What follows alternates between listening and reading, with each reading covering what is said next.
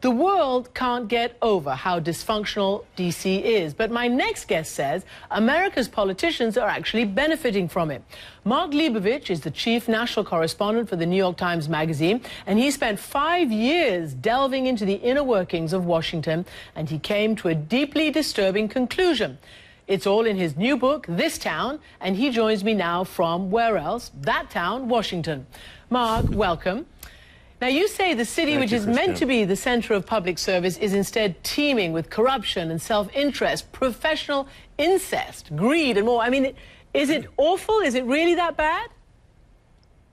Well, I mean, it actually is very, very pleasant when you're here. I mean, this is one of the more comfortable places in the country, and I think what people miss when they see Washington being hopelessly divided and dysfunctional is that, in fact, it's hopelessly interconnected. And this has become the wealthiest metropolitan area in the United States. I mean, Washington, D.C. is home to 7 of the wealthiest 10 counties in the United States, and this is a combination of the boom around money or a boom around politics and media and celebrity in politics, which has benefited everyone except for the people who are allegedly being served. Well, let me just put up statistics that show exactly what you're saying. The stunning statistic in your book is about lobbyists, in other words, money. In 1974, 3% of retiring members of Congress became lobbyists. Now it's 50% of senators and 42% of congressmen who do so. So it really is just one big revolving door. In a big way. I mean, I think the founders envisioned a system where people would come to Washington, serve for a time, and then return to their communities, whether their shop or their farm or their medical practice or whatever. And what you've seen in the last few decades, in part because of the large amounts of money in the system, is that it has become this warm bath where people can just make a living and become permanent, political or media figures and brands on their own, and that has become really the engine that drives a lot of the politics that you see on TV, but ultimately doesn't serve the country well. So let's talk about the current crisis, which obviously is the shutdown. And as we said, something even worse is being raised now, the idea that America will default on its debt.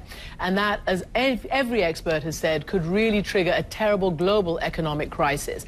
So your own newspaper, the New York Times, had an amazing story this weekend about how, in fact, this shutdown is not some spontaneous thing that happened at the last moment, but that had been in the workings for years and months, and that had been, buoyed by the very money that you're talking about. Very rich activists have put a lot of money into toppling the government, shutting it down, and trying to topple Obamacare.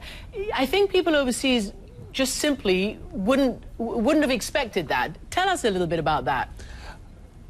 I think actually a lot of people domestically wouldn't have expected that. I mean, I thought it was an incredibly eye-opening story, and I think basically, I mean, like you said, I mean, the illusion of this being a grassroots, spontaneous, emotional outburst against the government, in fact, is this systematically very, very well-funded effort, by some very, very powerful and wealthy interests that is causing a lot of this. And I really think that that was an eye-opener. But I also think the other part of this is if you look at the single most, influential person on Capitol Hill right now, it's Ted Cruz, who has essentially been in office for just a few months.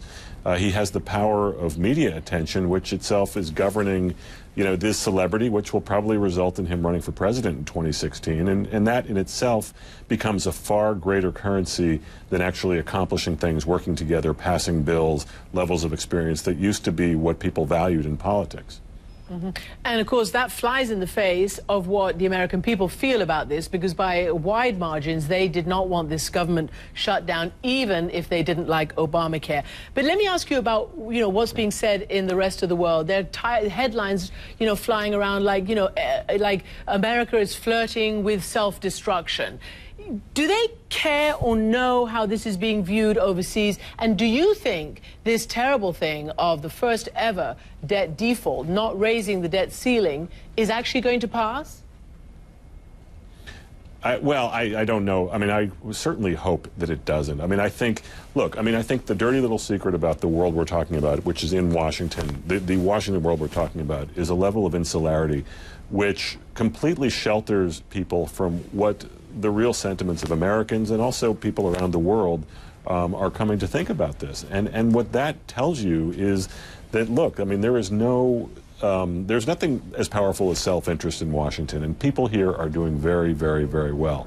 All the people who are arguing on TV and who are shouting at each other on the floor of the House and who are writing blog posts, they're all getting paid. I mean, these are not the tens of thousands of people who are being furloughed, who have nothing to do with the people in my book or that you see yelling at each other on TV. So it's part of the broader disconnect that I tried to bring to life.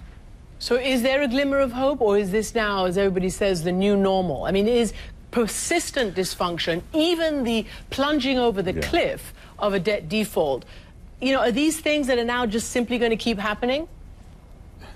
Well, again, I mean, I think self-interest is ultimately the most powerful thing. And if, in fact, you know, they don't raise the debt ceiling and there's this collapse and this calamity that some people are predicting, and ultimately people lose a lot of money, I mean, the politicians will be punished in a much realer way. And I think that will ultimately be a trigger to maybe get something done. But right now, no. I mean, the urgency doesn't exist.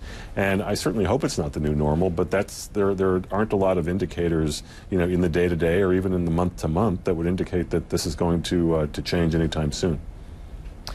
Mark Leibovich, thank you very much indeed. From the New York Times and author of Thanks, This Christiane. Town.